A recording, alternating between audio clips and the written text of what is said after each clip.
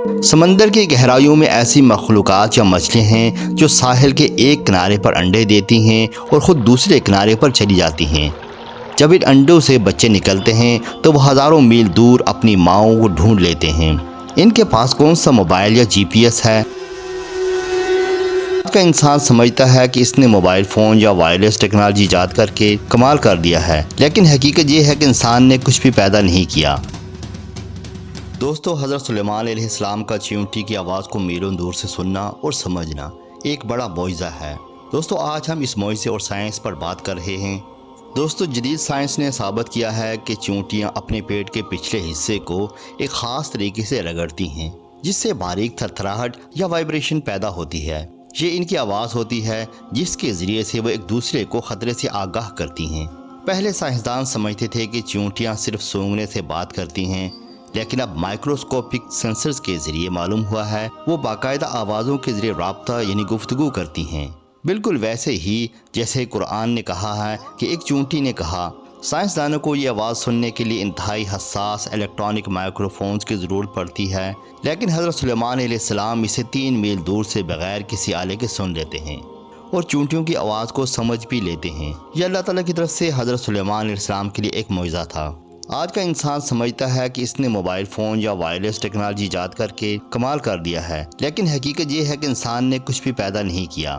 اللہ تعالیٰ نے یہ ریز، یہ لہریں کائنات میں پہلے سے رکھی ہوئی ہیں۔ سائنسدانوں کا کام صرف ان لہروں کو ٹریس کرنا اور ان کا استعمال سیکھنا ہے۔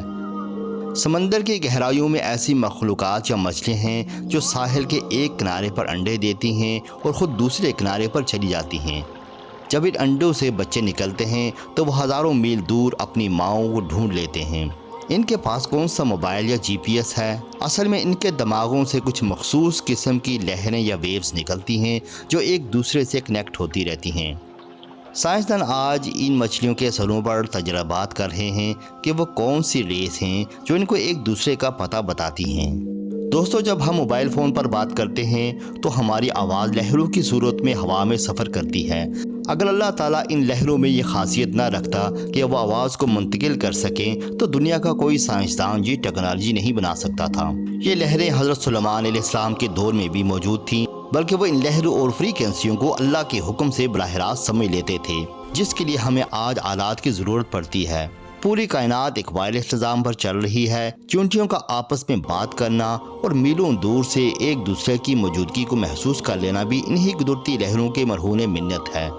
انسان نے تو اب جا کر ان لہروں کو سمجھا ہے، لیکن اللہ نے یہ سسٹم لاکھوں سال پہلے چیونٹیوں اور پرندوں کے دماغوں میں لگا دیا تھا۔